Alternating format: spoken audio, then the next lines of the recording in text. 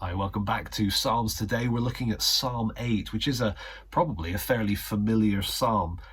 Verse 1 kind of probably triggers your memory. O Lord, our Lord, how majestic is your name in all the earth. At the end of the psalm, down in verse 9, you get the same thing again. O Lord, our Lord, how majestic is your name in all the earth. It's exact. It's a refrain that's coming beginning and end. But what I want you to notice about this psalm is that there is an incredible beauty. It's talking about the glory of God's creation, but there's a glory to the creation of this psalm, the way it was written. I'm not going to say too much about the underlying, original language text as we go through, because most of the time I don't think it's particularly helpful if we're looking at the English. But in this case, I do want to mention it.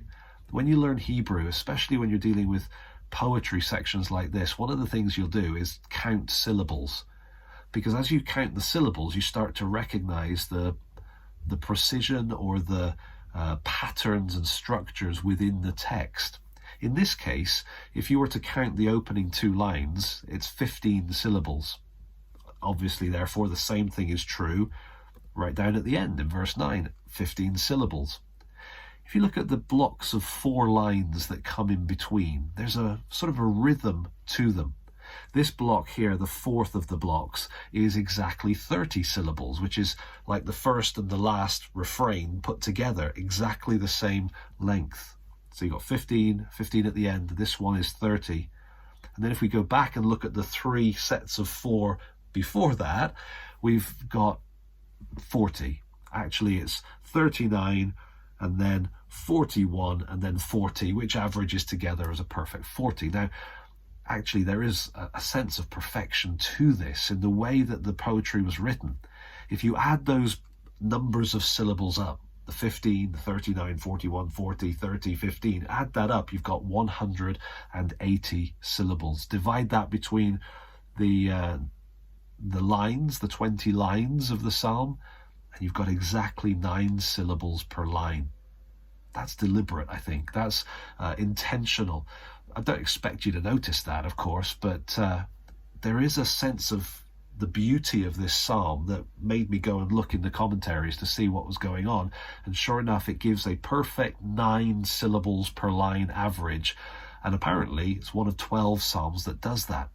So it's almost a glimpse into the beauty of the way it was written in a way that's maybe a little bit out of reach for us. But the thing is, as you read it, you can kind of get a sense of that rhythm, a sense of the perfection of the structuring of this psalm. If you like, the glory of the psalm points us to the glory of God. And here's where I want to help us in terms of an applicational point. The first part of the psalm, the first half really, is saying, wow, God, look at the glory of your creation. You've done such an amazing thing in what you've made, the heavens and everything that has been made. And yet, why would you care about humanity? Why are we so important to you? And then in the second half, we are so important because you have crowned us with glory. You've given that glory to us. If you like, the psalm here is looking back to the creation and saying, wow, look at what God has done. Why has he made humans the ones that he's kind of put in charge? Why has he crowned us as the sort of crowning point of creation? It's a great question. In fact, the question really comes in verse 4. So verse 3, when I look at your heavens, the work of your fingers, the moon and the stars which you have set in place, what is man that you are mindful of him? The Son of Man that you care for him? Then he goes on to the next set of lines. You have made him a little lower than the heavenly beings and crowned him with glory and honor, given him dominion over the work of your hands. You have put all things under his feet. This psalm is celebrating the value that God has for us as humans. And really, David is looking backwards. You can, of course, maybe you've seen it before, you recognize that this psalm gets quoted in Hebrews chapter 2. Now, in Hebrews chapter 2, I think the writer there is taking David in the way that I'm describing him, celebrating the wonder of God's plan for humanity. Why would God honor us and crown us with glory and honor? And yet we're facing suffering. We're facing a very difficult world that we're in, and we don't see that. But in Hebrews, he says we do see Jesus. And it shows how Jesus has traced this same path, becoming lower than the angels, but now having suffered, crowned with glory and honor. And because Jesus has gone through the suffering, and because Jesus is glorified, we can have confidence that this is still true. We can look forwards and say, no matter how tough life may be right now, ultimately, I know that God is going to fulfill what he designed in the first place.